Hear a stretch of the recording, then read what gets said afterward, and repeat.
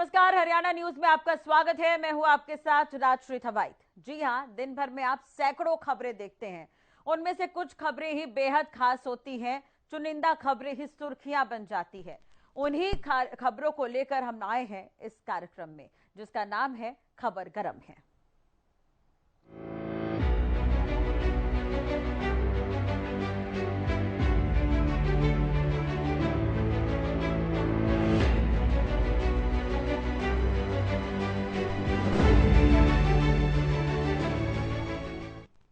चलिए सबसे पहले बात कर लेते हैं प्रधानमंत्री नरेंद्र मोदी की। जी हां, प्रधानमंत्री नरेंद्र मोदी दिल्ली में अपना संबोधन दे रहे थे। इस दौरान उन्होंने पूर्व की यूपीए सरकार पर जमकर निशाना साधा है। नई दिल्ली में आयोजित इंडिया मोबाइल कांग्रेस को संबोधित करते हुए प्रधानमंत्री नरेंद्र मोदी विपक्ष पर जमकर बरसे। पीएम मोदी ने पुरानी तकनीक और पुरानी सरकार की तुलना करते हुए तत्कालीन यूपीए सरकार पर हमला किया। प्रधानमंत्री ने एनडीए सरकार के कार्यकाल की तारीफ करते हुए कहा कि 2014 कोई तारीख नहीं, ये बदलाव है। उन्होंने कहा कि भारत में पिछले एक साल में मोबाइल ब्रॉडबैंड की स्पीड 3 गुना बढ़ गई है। 2G के दौरान क्या हुआ था, मैं उस बात का जिक्र नहीं करूंगा, वरना वही खबर बन जाएगी। हमारे कालखंड में 4G का विस्तार हुआ और एक भी दाग नहीं लगा। पीएम मोदी ने यूपीए के कार्यकाल पर वार करते हुए कहा कि उस समय की सरकार हैंग वाले मोड में थी। हालत ये थी कि रिस्टार्ट करने का भी कोई फायदा नहीं होता था, न ही बैटरी चार्ज करने से और न ही बैटरी बदलने से कोई फायदा था। हमारे यहाँ 2G के समय क्या हुआ था, शायद नई पीढ़ी को पता नहीं होगा। लेकिन मैं इसका वर्णन नहीं करूंगा, वरना शायद मीडिया वाले उसी बात को पकड़ेंगे और किसी चीज को बताएंगे नहीं।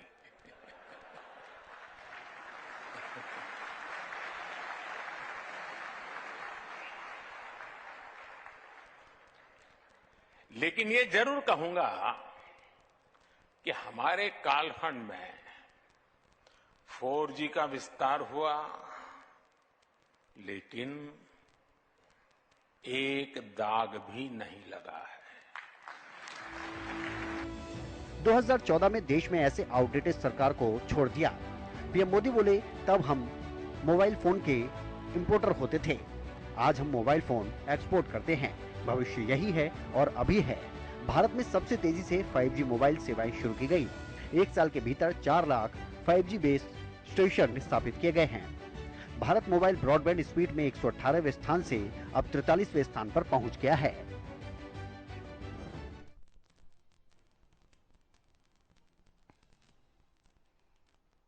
तो प्रधानमंत्री मोदी ने कहा, भारत 6G में अग्रणी भूमिका निभाएगा। पूंजी, संसाधनों और प्रौद्योगिकी तक पहुंच सरकार की प्राथमिकता है। दुनिया मेड इन इंडिया फोन का इस्तेमाल कर रही है। प्रधानमंत्री मोदी ने पिछले 9 वर्षों में आए उन बदलावों पर यह बात कही, जिन्होंने देश को आयातक से निर्यातक बना दिया है, और यह बहुत बड़ी उपलब्धि है।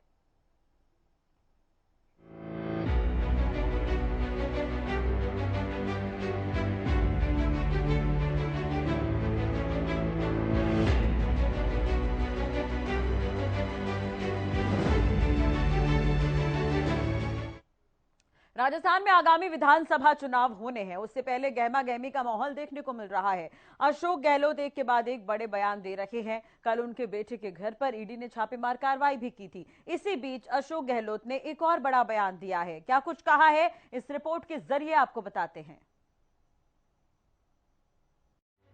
राजस्थान के मुख्यमंत्री अशोक गहलोत ने ईडी का जिक्र करते हुए शुक्रवार को केंद्र सरकार पर हमला किया। उन्होंने कहा कि एक राज्य के मुख्यमंत्री को ये कहना पड़ रहा है कि देश की सड़कों पर कुत्तों से ज्यादा ईडी वाले घूम रहे हैं। अशोक गहलोत ने जयपुर में हुए कांग्रेस के 7 गारंटी कार्यक्रम में ये बात ऐसे समय में बोली है जब ईडी ने गुरुवार को ही राजस्थान कांग्रेस अध्यक्ष गोविंद सिंह डोटासरा के जयपुर और सीकरी के परिसरों पर प्रश्न पत्र लीक मामले में जुड़े मनी लॉन्ड्रिंग केस से संबंधित ये छापेमारी की है। साथ ही गहलोत के बेटे को भी विदेशी मुद्रा उल्लंघन मामले में तलब किया गया। अशोक गहलोत ने गुरुवार को भी कहा था कि बीजेपी और केंद्र सरकार ईडी का इस्तेमाल विपक्षी दलों के खिलाफ कर रही है। ऐसे में बीजेपी को अपने सिंबल कमल में आईटी और ईडी का निशान भी जोड़ देना चाहिए। एक चीफ मिनिस्टर को कहना पड़े ये दुर्भाग्य की बात है, जो हमारी प्रीमियर एजेंसी हैं, सीबीआई, इनकम टैक्स, ईडी, उसके बारे में कहना पड़े कुत्तों से ज्यादा घूम रही ईडी देश के अंदर। एक मुख्यमंत्री, चुनाव मुख्यमंत्री कहे, जिसके चुनाव जीतने की हवा चल रही है वहां पर, वो कहे कुत्तों से ज्यादा घूम रही ईडी घर घर के अंदर, देश के अंदर। इससे बड़ा दुर्भाग्य क्या होगा बता दीजिए आप। मुझे गुस्सा आता है, आज जिस देश के हम नागरिक हैं, 70 साल तक कांग्रेस ने देश को एक रखा, अखंड रखा। इंदिरा गांधी शहीद हो गई, राजीव गांधी शहीद हो गए, पर देश को एक अखंड रखा है। बांग्लादेश बना दिया, 2 टुकड़े कर दिए पाकिस्तान के। इनाम नहीं लेते इंदिरा गांधी का, पंडित नेहरू का, राजीव गांधी का। इनको शर्म ही नहीं आती, जिन्होंने देश के त्याग किया हो, इतिहास में उनका नाम हटा रहे हो आप, मिटा रहे हो। आपके मिटाने नहीं मिटने वाला है। दरअसल राजस्थान में चुनावी माहौल है। 25 नवंबर को राज्य में चुनाव होने हैं। ऐसे में ईडी की रेड तो यहां चुनावी माहौल को और गरमाने का काम करते ही है। अशोक गहलोत के अलावा चाहे वो राजस्थान कांग्रेस के तमाम नेता हो या फिर कांग्रेस आला कमान के नेता, केंद्र की बीजेपी सरकार को घेरने में कोई कोर कसर नहीं छोड़ रहे हैं।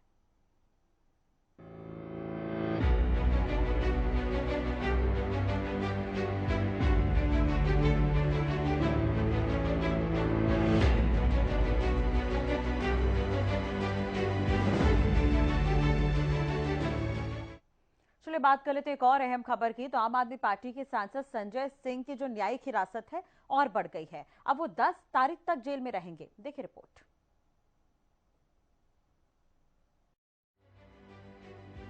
दिल्ली आबकारी नीति मामले में गिरफ्तार आम आदमी पार्टी के नेता संजय सिंह की न्यायिक हिरासत शुक्रवार को राउज एवेन्यू कोर्ट ने 10 नवंबर तक बढ़ा दी।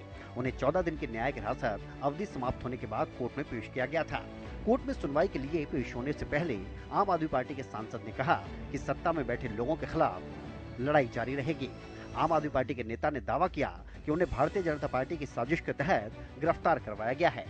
कोर्ट में हिरासत पर सुनवाई के दौरान विशेष न्यायाधीश एम.के. नागपाल ने संजय सिंह को अपने पारिवारिक खर्चों और संसद सदस्य के रूप में क्षेत्र के कामों के लिए 2 चेक पर हस्ताक्षर करने की अनुमति दी। जज ने संबंधित जेल अधिकारियों को संजय सिंह के लिए उनके निजी डॉक्टर सहित उचित इलाज सुनिश्चित करने के निर्देश दिए। कोर्ट में संजय सिंह ने अर्जी लगाई थी कि जेल अथॉरिटी को निर्देश दें कि वो अपने निजी डॉक्टर से सलाह ले सके। संजय सिंह का कहना है कि वो शुगर के मरीज होने के साथ ग्लूकोमा से पीड़ित हैं। न्यायाधीश ने कहा कि अदालत को आरोपी को निजी इलाज देने से इनकार करने का कोई कारण नजर नहीं आता, इसीलिए संबंधित जेल अधीक्षक को उनके उचित इलाज सुनिश्चित करने का निर्देश दिया जाता है। कोर्ट ने आरोपी के वकील को यह सुनिश्चित करने का निर्देश दिया कि संजय सिंह के मेडिकल सेंटर जाने पर उनके समर्थक या अन्य लोग वहां इकट्ठे न हों। राज्यसभा सांसद संजय सिंह को दिल्ली आबकारी नीति केस में 4 अक्टूबर को गिरफ्तार किया गया था। गिरफ्तारी के बाद उन्हें 5 अक्टूबर को कोर्ट में पेश किया गया था, जहां से कोर्ट ने उन्हें 10 अक्टूबर तक की रिमांड पर भेज दिया था। अब इसके बाद वो 10 अक्टूबर को फिर से कोर्ट में पेश हुए। गिरफ्तारी के बाद उन्हें 5 अक्टूबर को कोर्ट में पेश किया गया, जहां से फिर उन्हें 10 अक्टूबर तक की रिमांड पर भेजा गया था। 10 अक्टूबर को फिर से कोर्ट में पेश किया गया। 3 दिन की रिमांड और बढ़ी। मामले में 13 अक्टूबर को एक बार फिर से सुनवाई हुई। अब उन्हें 27 अक्टूबर तक न्यायिक हिरासत में भेजा गया, लेकिन अब जो है 10 नवंबर तक हिरासत में रहेंगे संजय सिंह।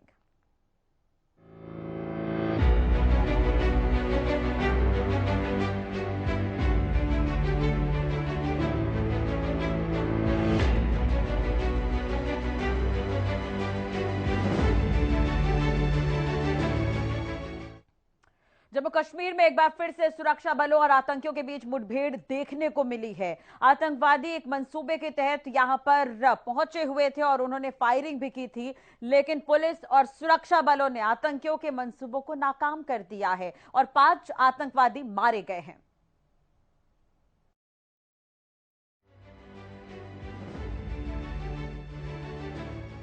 जम्मू कश्मीर के कुपवाड़ा जिले के माछिल सेक्टर में गुरुवार को सुरक्षा बलों ने आतंकियों की घुसपैठ की बड़ी कोशिश को नाकाम कर दिया। एलओसी पर सुरक्षा बलों ने बड़े ऑपरेशन में लश्कर-ए-तैयबा के 5 आतंकियों को मार गिराया। जम्मू कश्मीर पुलिस का कहना है कि इलाके में अभी भी सर्च ऑपरेशन चल रहा है।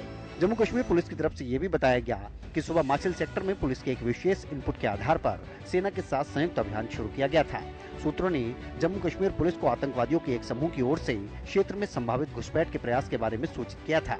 आतंकवादियों ने जवानों पर गोलीबारी शुरू कर दी। इसके बाद मुठभेड़ हुई। जवानों की प्रारंभिक गोलीबारी में 2 घुसपैठिए मार गिराए गए, जबकि अन्य ने कठिन इलाके का फायदा उठाया। आखिरकार 6 घंटे के लंबे ऑपरेशन के बाद 3 और आतंकवादियों को मार गिराया गया। कल जम्मू कश्मीर के कुपवाड़ा में नियंत्रण रेखा के पास जवाबी घुसपैठ अभियान में लश्कर के मारे गए 5 आतंकियों के पास से 5 AK-47 राइफल और अन्य आपत्तिजनक सामग्री भी बरामद की गई। इसके साथ ही हथियार और गोला बारूद भी बरामद किया गया है।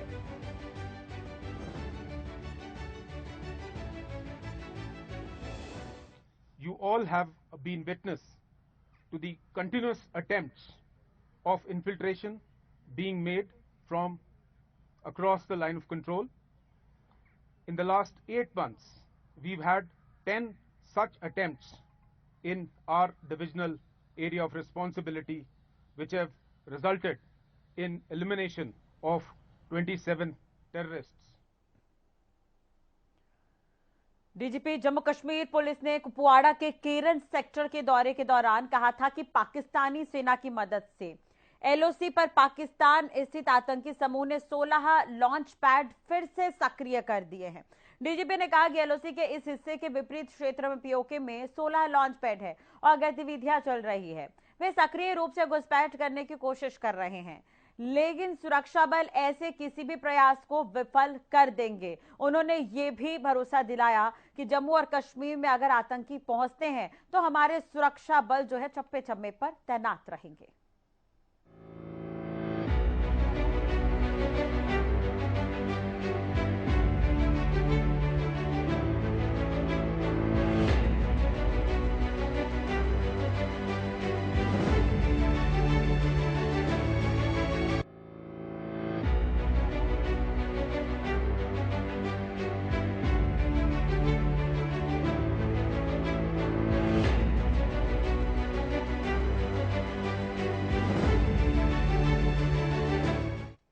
इधर गाजीपुर कोर्ट ने माफिया और पूर्व विधायक मुख्तार अंसारी को हत्या और हत्या के प्रयास का आरोपी माना है और 10 साल की सजा सुनाई है। देखिए रिपोर्ट।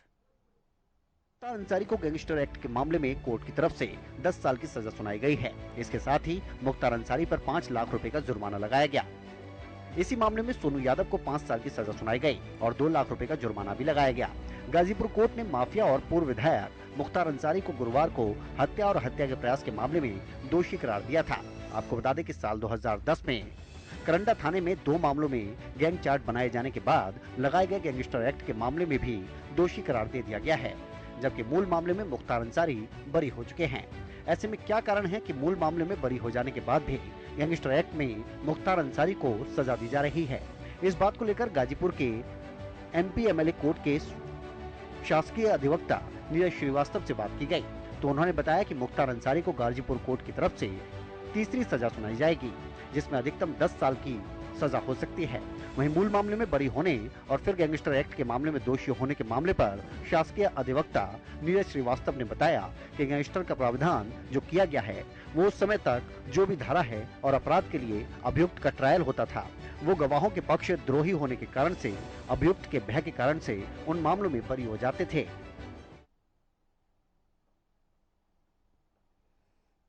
तो गैंगस्टर एक्ट का प्रावधान इसलिए लाया गया था कि वास्तव में जो लोग अपराधी हैं और जो लोग गैंग का संचालन करते हैं और उसके प्रभाव से समाज में दहशत फैलता है, ऐसे लोगों के विरुद्ध मजबूत कार्रवाई की जा सके, इसलिए ये एक्ट लाया गया, इसका प्रावधान किया गया था।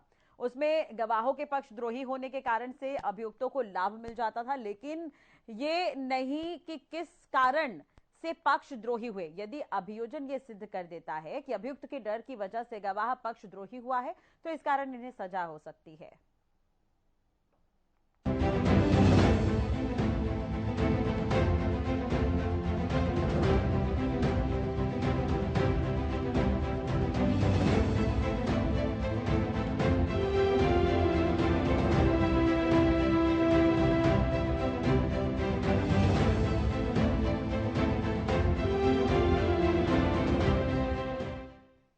हरियाणा बीजेपी ने अपने नए प्रदेश अध्यक्ष का ऐलान कर दिया है। जी हां, अब हरियाणा के प्रदेश अध्यक्ष होंगे कुरुक्षेत्र सांसद नायब सैनी। देखिए रिपोर्ट।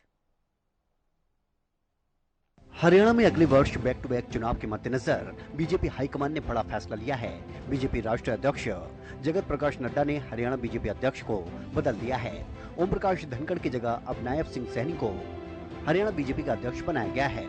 नायब सिंह सैनी कुरुक्षेत्र से सांसद हैं। वहीं ओम प्रकाश धनखड़ को नई जिम्मेदारी मिली है। उन्हें बीजेपी का राष्ट्रीय सचिव नियुक्त किया गया है।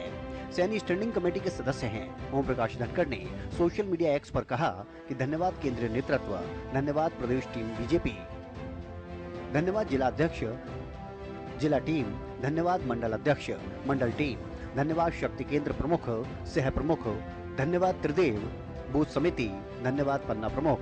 आपने अपने संगठन कार्य के लिए परिश्रम की पराकाष्ठा की। दिल गहराइयों से आभार, नमन आपकी मेहनत को, बधाई नायब सिंह सैनी को प्रदेश अध्यक्ष के दायित्व के लिए। ओपी धनखड़ की पीएम नरेंद्र मोदी और राष्ट्रीय अध्यक्ष जेपी नड्डा से पुरानी दोस्ती मानी जाती है। धनखड़ ने 18 साल तक राष्ट्रीय स्वयंसेवक संघ में काम भी किया है। सुभाष बराला को हटाकर 2020 में उन्हें बीजेपी ने प्रदेश अध्यक्ष बनाया था। अब 9 साल बाद बीजेपी ने नायब सिंह सैनी के रूप में एक गैर जाट चेहरे को अपना प्रदेश अध्यक्ष नियुक्त किया है। ओपी धनखड़ हरियाणा की पूर्व बीजेपी सरकार में कैबिनेट मंत्री भी रह चुके हैं। उन्होंने पशुपालन एवं कृषि मंत्रालय संभाला था। इसके अलावा धनखड़ ने प्रधानमंत्री नरेंद्र मोदी के dream project statue of unity के नेशनल कोऑर्डिनेटर की भूमिका भी निभाई थी। 2011 से 2013 और 2013 से 2015 तक भारतीय किसान मोर्चा के 2 बार ओपी धनखड़ अध्यक्ष भी रहे हैं।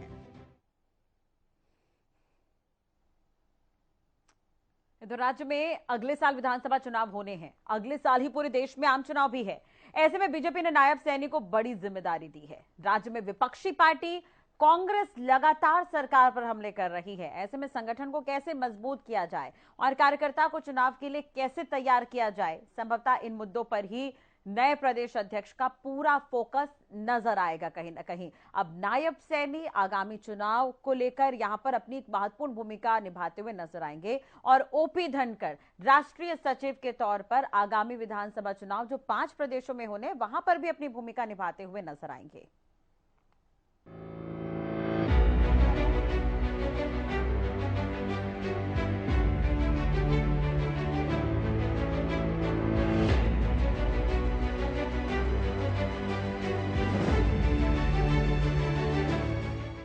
इधर हरियाणा कांग्रेस के अध्यक्ष उदय भान हरियाणा के गृह मंत्री अनिल विज पर जमकर बरसते हुए नजर आए। दरअसल उन्होंने अनिल विज के बयान पर पलटवार किया है। देखिए रिपोर्ट। हरियाणा के गृह मंत्री भूपेंद्र हुड्डा को लेकर दिए बयान पर कांग्रेस के निशाने पर आ गए हैं, जिसे लेकर उदय भान ने अनिल विज पर निशाना साधते हुए कहा कि अनिल विज को सीएम नहीं बन पाने की पीड़ा है। उनका मानसिक संतुलन बिगड़ा हुआ है। उन्हें अपने दिमाग का इलाज कराने की जरूरत है। जब अनिल विज सोचे बैठे थे कि भाई जो ना मेरा नंबर आएगा मुख्यमंत्री बनने का, और उनको बड़ी मायूसी लगी जब वो मुख्यमंत्री मनोहर लाल खट्टर जी को बना दिया, इनके ऊपर थोप दिया गया। बहुत दिन तक ये एक्सेप्ट नहीं कर पाए, अनाप शनाप उनके खिलाफ भी बयानबाजी देते रहे, मुख्यमंत्री को भी बर्दाश्त नहीं कर पाए। अभी भी वो एक तरह से उनका दिमाग का मानसिक संतुलन बिगड़ा हुआ है। वहीं उदय भान ने एसवाईएल के मुद्दे पर कहा कि हरियाणा में सरकार बनने पर कांग्रेस की पहली प्राथमिकता एसवाईएल होगी। इस सरकार से जो कमजोरी का प्रदर्शन किया और मुख्यमंत्री को पार्टी बना करके बातचीत करने लगे। अरे भाई, बातचीत से फैसला होता तो बहुत पहले हो जाता। जब न्यायालय से फैसला हो चुका तो मुख्यमंत्रियों के बीच में बातचीत किस बात के लिए? भाई, जो फैसला हुआ है उसको इम्प्लीमेंट कराना है, और वो इम्प्लीमेंट करना है सेंट्रल गवर्नमेंट को। तो सेंट्रल आपको बता दें कि हरियाणा के गृह मंत्री अनिल विज ने भूपेंद्र सिंह हुड्डा के लिए जेल में कमरा तैयार होने की बात कही थी। वहीं लोकसभा विधानसभा चुनावों के नजदीक आते ही इन दिनों हरियाणा में एसवाईएल का विवाद भी लगातार बढ़ रहा है। इसे लेकर हरियाणा सरकार और विपक्ष के बीच राजनीतिक बयानबाजी तेज हो गई है। हालांकि कांग्रेस ये कह रही है कि अगली सरकार जो है वो कांग्रेस की बनेगी और कांग्रेस का जो महत्वपूर्ण मुद्दा रहेगा एसवाईएल।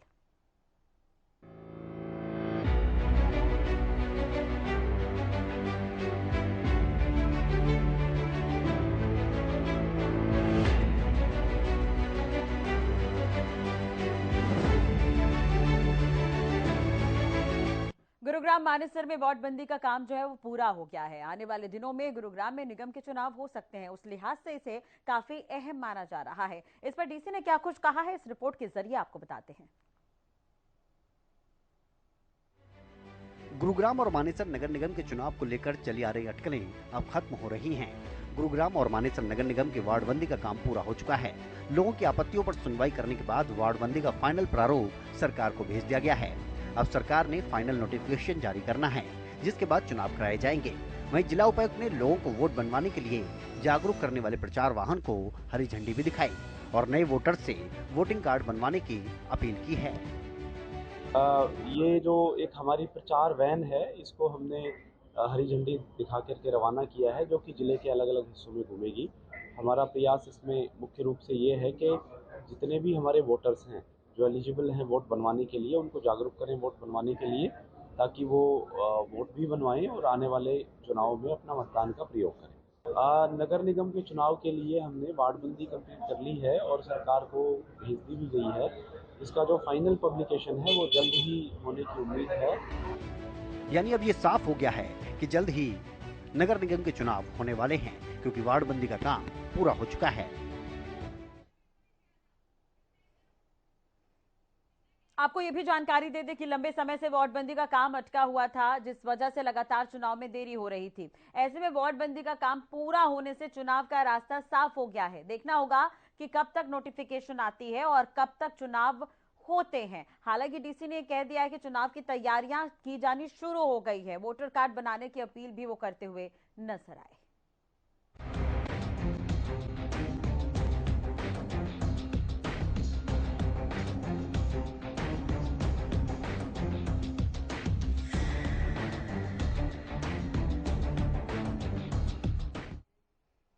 गोहाना के गांव मुंडलाना में लिंग जांच का भंडाफोड़ हुआ है। जी हां, यहां पर अवैध तरीके से लिंग जांच किया जा रहा था। इस पूरे मामले पर कार्रवाई भी की है और आरोपियों को पकड़ा गया है। देखिए रिपोर्ट।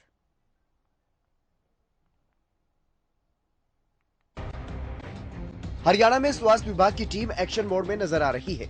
इसी कड़ी में टीम ने कार्रवाई करते हुए गोहाना के मुंडलाना गांव में गर्भपात और भ्रूण जांच करने वाले गैंग का भंडाफोड़ किया और जगासी निवासी सेंटर संचालक और उसके रिश्तेदार को गिरफ्तार किया गया है, जबकि दलाल फरार हो गया।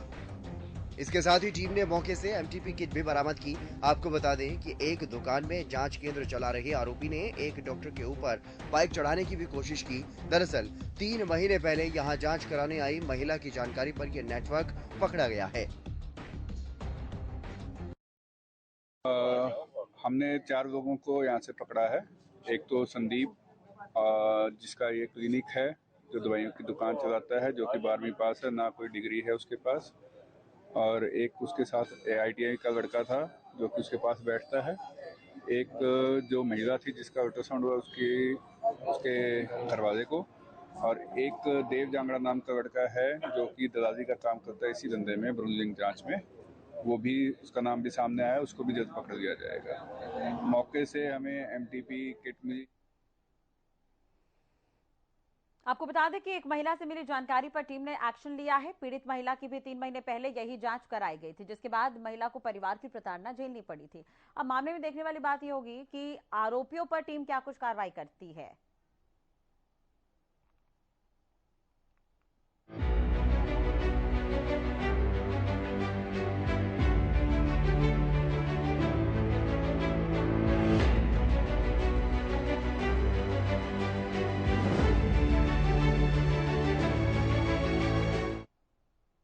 चलिए बात कर लेते हैं वर्ल्ड कप की। तो वर्ल्ड कप का मैच जो है वो लगातार देखने को मिल रहा है, एक के बाद एक रोमांच भरे मैच देखने को मिल रहा है। इंडिया की अगर हम बात करें तो हार्दिक पांड्या चोटिल थे, उन्होंने पिछला मैच नहीं खेला है।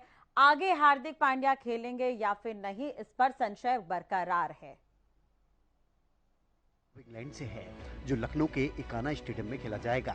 इस मैच से पहले भारत के सामने एक सबसे बड़ी समस्या हार्दिक पांड्या है। हार्दिक पांड्या चोट की वजह से धर्मशाला में न्यूजीलैंड के खिलाफ हुए मैच में भी नहीं खेल पाए थे, लेकिन फिर भी टीम इंडिया ने उस मैच को जीत लिया था। हार्दिक के बिना न्यूजीलैंड को हराने के बाद भी रोहित शर्मा और राहुल द्रविड़ की टेंशन कम नहीं हुई, क्योंकि हार्दिक एक 3D प्लेयर हैं, जो बैटिंग, बॉलिंग और फील्डिंग तीनों चीजों में उच्च स्तर का योगदान दे सकते हैं। भारत का अगला मैच इंग्लैंड के खिलाफ लखनऊ में खेला जाना है। धीमी और स्पिन के लिए मददगार मानी जाती है। रोहित के पास हार्दिक का विकल्प नहीं है। मोहम्मद शमी ने पिछले मैच में 5 विकेट लिए हैं। सूर्या रन नहीं बना पाए। ऐसे में रोहित शर्मा के सामने इंग्लैंड मैच के खिलाफ बैलेंस टीम बनाने के लिए 3 बड़े सवाल हैं। भारतीय क्रिकेट टीम ने इस वर्ल्ड कप में अभी तक सारे मैच जीते हैं। टीम इंडिया ने इस वर्ल्ड कप में कुल 5 मैच खेले हैं और 5 में जीत हासिल की। इस वक्त टीम इंडिया एकमात्र ऐसी टीम है जिसने वर्ल्ड कप के सभी मैच जीते हैं। यहाँ तक कि टीम इंडिया ने 20 साल बाद किसी आईसीसी टूर्नामेंट में न्यूजीलैंड को भी इस बार हरा दिया। हार्दिक पांड्या के ना रहने पर रोहित को उनके जैसा एक बल्लेबाज और उनके जैसा एक स्पेशल गेंदबाज खिलाना पड़ता है। न्यूजीलैंड के खिलाफ रोहित शर्मा ने सूर्य कुमार यादव को खिलाया, लेकिन वो अपनी छाप एक बार फिर नहीं छोड़ पाए और सिर्फ 2 रन बनाकर आउट हो गए। वहीं ईशांत बतौर लेफ्ट हैंडर टीम के लिए एक फिनिशर का रोल निभा सकते हैं या नहीं, ये भी एक बड़ा सवाल है। अगर अगले मैच की बात करें तो इंग्लैंड के खिलाफ मैच इंडिया लखनऊ में खेलेगा, जहां स्पिन को यहां पर मदद मिलती है। लेकिन इस वर्ल्ड कप के दौरान लखनऊ में हुए मैचों में देखा गया है कि तेज गेंदबाजों ने भी विकेट चटकाए हैं। ऐसे में रोहित को इस समस्या का हल भी निकालना होगा कि लखनऊ में 3 पेसर को प्लेइंग 11 में रखें या 3 स्पिन गेंदबाज को। अगर रोहित शर्मा लखनऊ में 3 स्पिनर को मौका देते हैं तो उन्हें किसी एक तेज गेंदबाज को बाहर रखना पड़ सकता है। जसप्रीत बुमराह को तो रोहित बाहर करेंगे नहीं। वहीं मोहम्मद सिराज टीम मैनेजमेंट की दूसरी पसंद है, लेकिन मोहम्मद शमी ने न्यूजीलैंड के खिलाफ 5 विकेट लेकर सभी का मुंह बंद करा दिया है। ऐसे में देखना होगा कि रोहित इस परिस्थिति में सिराज और शमी में किसे प्लेइंग 11 में जगह देते हैं।